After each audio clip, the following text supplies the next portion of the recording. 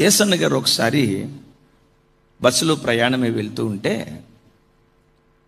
ఆయన ప్రక్క సీట్లో కొంచెం ముందుకెళ్ళిన తర్వాత ఒక పాసెంజర్ వచ్చి కూర్చున్నాడట. ఆ పాసెంజర్ బస్సులో కూర్చోవటంతో కళ్ళు మూసుకొని ప్రార్థన చేస్తూ ఉన్నాడట. యేసన్న గారు ఆయన వైపు చూసి, ఆర్ యు క్రిస్టియన్, మీరు క్రైస్తవులా అన్నాడంట. ఇప్పుడు భోజనం చేసేటప్పుడు కానీ ప్రయాణాలప్పుడు కానీ మనం తప్పకుండా ప్రార్థన చేస్తామో లేదా? సరే, ప్రార్థన చేయటం చూసి మీరు క్రైస్తవులా అన్నాడట. ఎస్, అవునయ్యా. అప్పుడు దైవ సేవకులు అడిగారట, ఎలా రక్షించబడ్డావు? ఆ పెద్ద ఆయన చెప్పాడట, సువార్తను చూసి రక్షించబడ్డాను అన్నాడట. సువార్తను చూసి రక్షించబడ్డాను. నేను మిమ్మల్ని అడుగుతా, ఎవరు రక్షణ పొందినా సువార్త విని రక్షించబడతారా, సువార్తను చూసి రక్షించబడతారా? ఎవరైనా సువార్త విని రక్షించబడతారు. ఆయన అన్నాడంట, అందరూ సువార్తను విని రక్షించబడతారేమో కానీ నేనైతే సువార్తను చూసి రక్షించబడ్డానయ్యా అన్నాడంట. యేసన్న గారికి అర్థం కాక, సువార్తను చూసి రక్షించబడటం ఏంటయ్యా, విని కదా అంటే, అప్పుడు ఆయన చెప్పాడట, మాది శ్రీకాకుళం జిల్లా పలానా గ్రామం. మా గ్రామంలో యేసుక్రీస్తును అంగీకరించిన క్రైస్తవుడు ఒక్కడు కూడా ఒకప్పుడు మా గ్రామంలో లేడు. పూర్తిగా విగ్రహారాధన గ్రామం. మరి ఇప్పుడు ఆ గ్రామ పరిస్థితి ఏంటయ్యా యేసన్న గారు అంటే, ఈరోజు ఆ గ్రామంలో యేసుక్రీస్తును అంగీకరించని వాడు ఒక్కడు కూడా లేడయ్యా. గ్రామం అంతా క్రైస్తవ గ్రామంగా మార్చబడింది అన్నాడట. అయ్యా, గ్రామానికి సువార్తను ప్రకటించి మార్చింది ఎవరు? మా గ్రామానికి ఏ పాస్టర్ గారు రాలేదయ్యా, ఏ సువార్థికుడు రాలేదయ్యా, జెర్మియాన రాలేదు, రాజన్న రాలేదు, జార్జ్ అన్న రాలేదు, ఏ అన్న రాలేదయ్యా. మరి ఏ అన్న రాకపోయినా ఎట్లా గ్రామం తట్టు తిరిగింది? మా గ్రామానికి యేసు ప్రభు నమ్ముకున్న ఒక క్రైస్తవుడు టీచర్ ఉద్యోగం చేస్తూ మా గ్రామానికి ట్రాన్స్ఫర్ అయ్యి వచ్చాడు.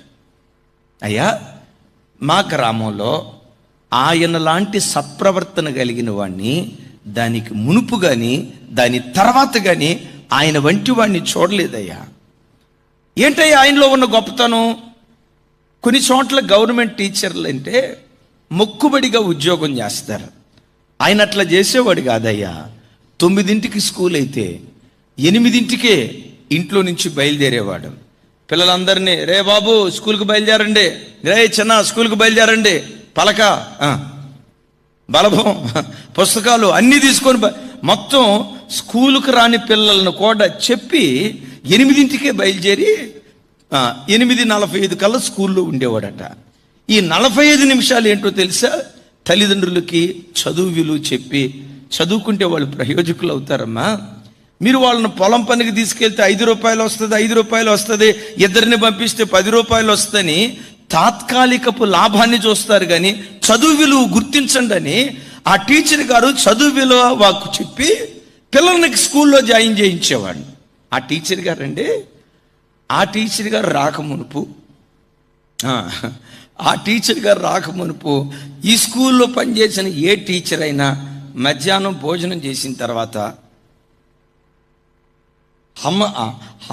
హంస పాన్పు మీద గొరకలు పెట్టి నిద్రపోయేవాళ్ళు అయ్యా. వీళ్ళు నిద్రపోయేవాళ్ళు, పిల్లలు ఆడుకుంటూ ఉండేవాళ్ళు. ఆయన మాత్రం సాయంకాలం 4 గంటల వరకు క్లాస్ మీద క్లాస్ చక్కగా తన ధర్మాలు నెరవేర్చేవాడయ్యా. మేమంతా అనుకునేవాళ్ళం, ఎంత డిసిప్లైన్, ఎంత బాధ్యత ఈయనకి ఎట్లా వచ్చింది?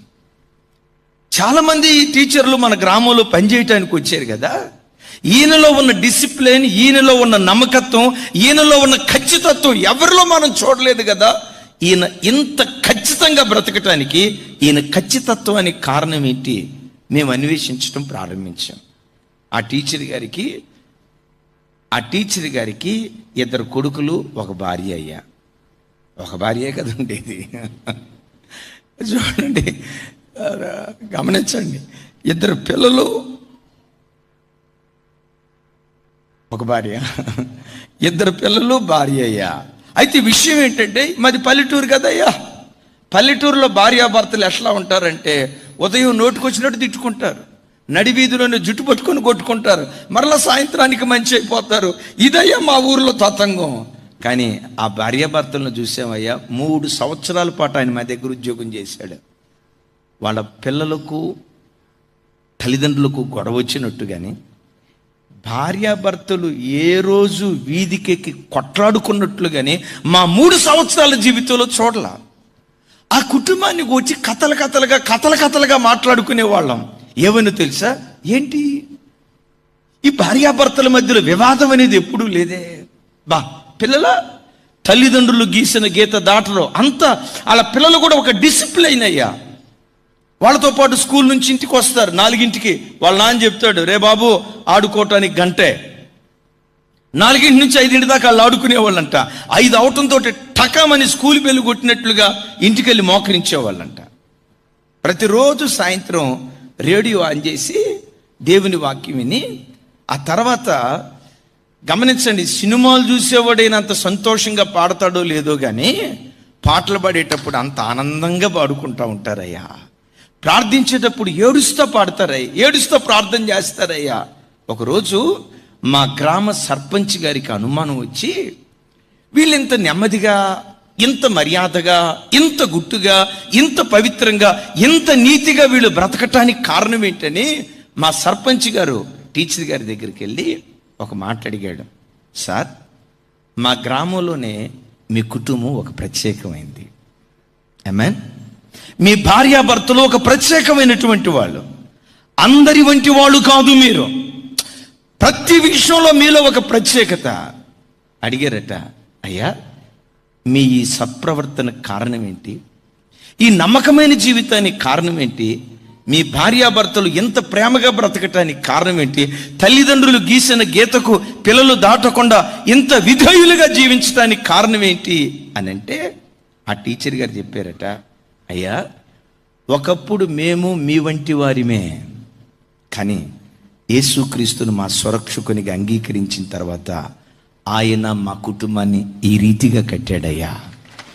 యెహోవా ఇల్లు కట్టించని యెడల కట్టువారి ప్రయాసం వ్యర్థమని వ్రాయబడినట్లుగా ఒకప్పుడు మా కుటుంబ పరిస్థితులు ఇవేనయ్యా. తిట్టుకునే వాళ్ళం మంచి, కొట్టుకునే వాళ్ళం మంచి అయిపోయేవాళ్ళం.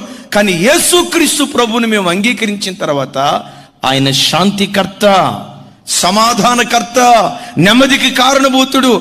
ఈరోజు ఈ నెమ్మది మేము అనుభవించడానికి యేసు ప్రభువే కారణమయ్యా. నమ్మకత్వానికి కూడా యేసుక్రీస్తే కారణమయ్యా. మేము సంస్కారవంతులుగా బ్రతకటానికి కూడా సంస్కారవంతుడైన యేసుక్రీస్తే దీనికి కారణమయ్యా అన్నాడంట. అప్పుడు ఆ ప్రెసిడెంట్ గారు అన్నాడంట, అయ్యా ఆ యేసు ప్రభువును మేము కూడా నమ్ముకుంటే మా కుటుంబాలు కూడా అట్లాగే ఉంటాయా? మీ కుటుంబాలే కాదయ్యా, యేసు ప్రభు నమ్ముకున్న ఏ కుటుంబాన్నైనా నా కుటుంబం కంటే శ్రేష్టమైన కుటుంబంగా మార్చడానికి ఆయన శక్తి కలిగినటువంటి దేవుడు. మొట్టమొదట మా గ్రామంలో టీచర్ గారిని చూసి మా గ్రామ సర్పంచ్ యేసుక్రీస్తును స్వరక్షకునిగా అంగీకరించాడు.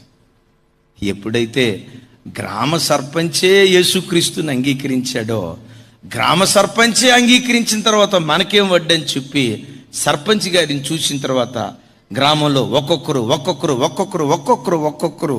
ఈరోజు అద్భుతం ఏంటంటే మా గ్రామం అంతా క్రైస్తవ గ్రామంగా మార్చబట్టడానికి దేవుడు కృప చూపించాడు. ఇప్పుడు ఒక మంచి సంఘం ఉందయ్యా. ప్రతి ఆదివారపు ఆరాధనకి 200 మందికి పైగా వస్తారయ్యా. మా గ్రామంలో మందిరం కట్టబడి మా గ్రామ ప్రజలంతా ప్రభు తట్టు తిరిగి దురలవాట్లన్నింటినీ మారుకొని భక్తిగా బ్రతకటం ప్రారంభించిన తర్వాత మా గ్రామాన్ని చూసి ఇటుపక్క గ్రామం మారింది, ఆ గ్రామాన్ని చూసి ఇంకో గ్రామం మారింది. మా గ్రామం ద్వారా 10 మందిరాలు, మా గ్రామం ద్వారా 10 గ్రామాలు ప్రభు తట్టు తిరగటానికి దేవుడు కృప చూపించాడయ్యా. ఈ 10 గ్రామాల్లో సంఘాలు స్థాపించబడటానికి, ఈ గ్రామ ప్రజలు మార్చబడటానికి విచిత్రం చెప్పమంటారా? ఒక్క కుటుంబం దానికి కారణం. ఒక్క కుటుంబం దీనికి కారణం. బిడ్డలారా, నీవే ప్రాంతంలో ఉంటావో నీ ఇల్లే ఒక చిన్న సంఘంగా ఉండును గాక. మందిరంలో ఎప్పుడైనా సినిమా పాటలు వినబడటం చూసారా? చెప్పండి. నీ ఇంట్లో కూడా వినబడకూడదు. మందిరంలో సీరియల్ శబ్దాలు వినబడ్డట్లుగా ఎప్పుడైనా చూసారా? నీ ఇంట్లో కూడా వినబడకూడదు. బైబిల్లో రాయబడిన మాట, నీతిమంతుల గుడారాలలో రక్షణను గూర్చిన ఉత్సాహ సునాదాలు వినబడతాయి. సాహస కార్యాలు చేసే దేవుని దక్షిణ హస్తం ఆ ఇంటి మీద చాపబడును గాక.